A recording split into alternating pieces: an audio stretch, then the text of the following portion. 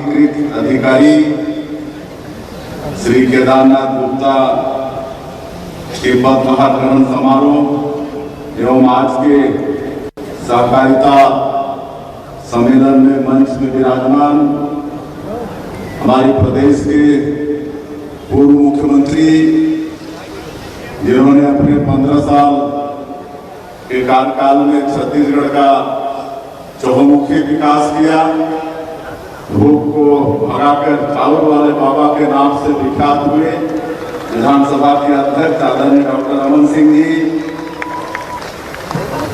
मंच में विराजमान रायपुर जिला के प्रभारी मंत्री और सहकारिता मंत्री श्री केदार कश्यप जी, मंत्री श्री रामविचार नेताम जी, मंत्री श्री दयालदास बघेल जी, मंत्री श्री टंकराम वर्मा जी, मंच में विराजमान राजीव लोचन महाराज जी, हमारे विधायकगण श्री सुनील सोनी जी, श्री राजेश मोहत जी, श्री मोतीलाल साहू जी, श्री अनु शर्मा जी, गुरु पुष्पवंत साहिब जी, ईश्वर साहू जी, पुरंदर मिश्रा जी, पूर्व विधानसभा अध्यक्ष श्री गौरीशंकर अग्रवाल जी, डॉक्टर राम प्रताप सिंह जी, श्री संजय श्रीवास्तव जी, मंच में विराजमान निगम मंडल के सभी अध्यक्षगण, सभी महानुभावगण, अपेक्स बैंक के श्री सुब्रत साहू जी एसीएस, अपेक्स बैंक के एमडी के.एन. कांडे, अपेक्स बैंक के सभी अधिकारीगण और 2058 सेवा सहकारी समिति से आए सभी बंधुगण और इस गरिमामय समारोह में उपस्थित पूरे प्रदेश से आए बंधुगण, मातृशक्ति माताएं, श्री सुब्रत साहू जी एसीएस, अपेक्स बैंक के एमडी के.एन. कांडे, अपेक्स बैंक के सभी अधिकारीगण और 2058 सेवा सहकारी समिति से आए सभी बंधुगण और इस गरिमामय समारोह में उपस्थित पूरे प्रदेश से आए बंधुगण, मातृशक्ति माताएं बहनें, युवा साथियों और मीडिया के मित्रों, सबसे पहले नवनियुक्त प्राधिकृत अधिकारी श्री केदारनाथ गुप्ता को मैं बहुत बहुत शुभकामनाएं देता हूं, बहुत बहुत बधाई देता हूं। आज नए दायित्व के लिए श्री केदारनाथ गुप्ता एक अनुभवी व्यक्ति हैं। पहले व्यापार प्रकोष्ठ के प्रदेश अध्यक्ष के रूप में काम कर चुके हैं। वर्तमान में प्रखर वक्ता तो है ही, प्रवक्ता भी हैं। उनका डिबेट आप लोग टीवी में देखते सुनते होंगे। पर्यटन मंडल के उपाध्यक्ष के रूप में भी काम किए हैं, तो एक लंबा अनुभव इनका विभिन्न पदों में काम करने का है। मुझे पूरा विश्वास है। एक तो सहकारिता मंत्री भी केदार कश्यप जी हैं, दोनों एक राशि के हैं, एक नाम के हैं, दोनों सहनाऊ भी हैं। मुझे पूरा विश्वास है दोनों मिलकर हमारे प्रदेश में सहकारिता को और मजबूत करेंगे और सहकारिता को एक एक घर तक पहुंचाएंगे, ऐसा मुझे पूरा विश्वास है। और आप सबको मालूम है कि वर्ष 2025 ये अंतर्राष्ट्रीय सहकारिता वर्ष है।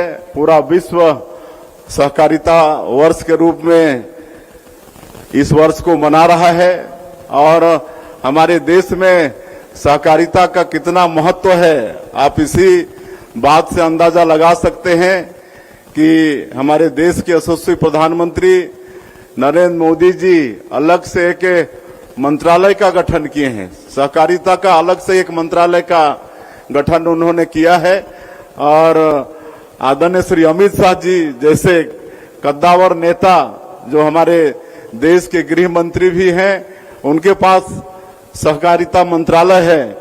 तो इसी बात से आप अंदाजा लगा सकते हैं कि सहकारिता का कितना महत्व है। और सहकारिता का महत्व हमारे प्रदेश में भी शुरू से ही रहा है।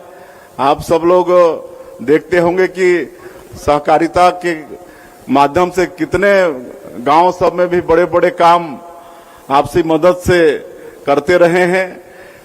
तो जैसे नारा है, बिन सहकार नहीं उद्धार, वास्तव में ये सहकारिता विभाग इस नारा की सार्थकता सिद्ध करती है।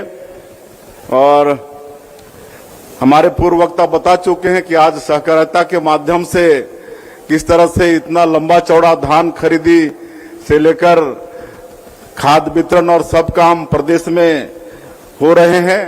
और आप सब लोग को पता भी है कि पहले सहकारिता में 16% 18% बैंक में ब्याज था, लेकिन जब छत्तीसगढ़ राज्य में भारतीय जनता पार्टी की सरकार आई, डॉक्टर रमन सिंह जी मुख्यमंत्री बने, तो 16% 18% ब्याज को कम करके पहले तो 7% किए, फिर बाद में 0% में ला दिए।